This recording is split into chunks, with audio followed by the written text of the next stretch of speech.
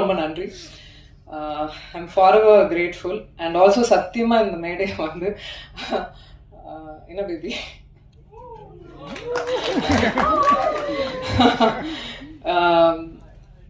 இந்த மேடை வந்து எங்க அனௌன்ஸ்மெண்ட் மேடையா சத்தியமா நாங்க நினைக்கல.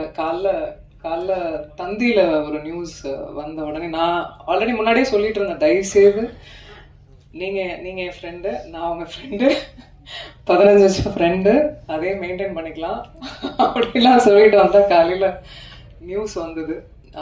அதுக்கு மேல நண்பர்களா உறவினர்களா அவங்க கூட இருந்து டிராவல் ஆயிருக்கோம், நானும் சரி விஷால் அவர்களும் சரி. ஸோ இதுக்கப்புறம் மறைக்கிறதுக்கு ஒன்றும் இல்லை. ஆமா என்ன பேபி சொல்லிடலாமா? நாங்க வந்து ஆகஸ்ட் 29th வந்து கல்யாணம் பண்ணிக்கலான் இருக்கோம்.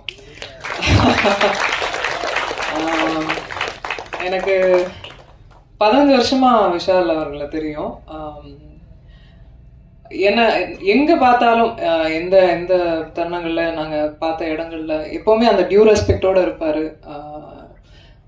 எனக்கு ஒரு விஷயம் நடக்கும்போது எப்பவுமே குரல் கொடுத்துருக்காரு. எங்க வீட்டுக்கெல்லாம் கூட எனக்கு தெரிஞ்சு எந்த ஹீரோஸும் வீட்டுக்கெல்லாம் வந்ததில்லை. ஒரு பிரச்சனை நடக்கும்போது கூட he came to the house.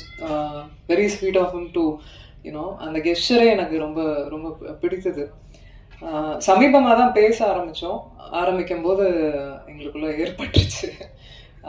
அவருக்கும் தோணுச்சு, எனக்கும் தோணுச்சு. 2 பேரும் மியூச்சுவலாக அது அக்செப்ட் பண்ணிக்கிட்டோம். இது கல்யாணத்துக்கு தான் வந்து லீட் ஆக போகுதுன்னு தெரிஞ்சுக்கிட்டோம். ஸோ வை வெயிட் அப்படின்னு சொல்லிட்டு வி டிசைடட். ஒரு விஷயம்தான், I just want him to be happy, அவ்வளோதான். And I love you.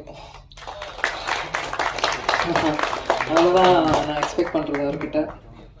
நல்ல மனிதர், நல்லா இருக்கணும், அவ்வளோதான்.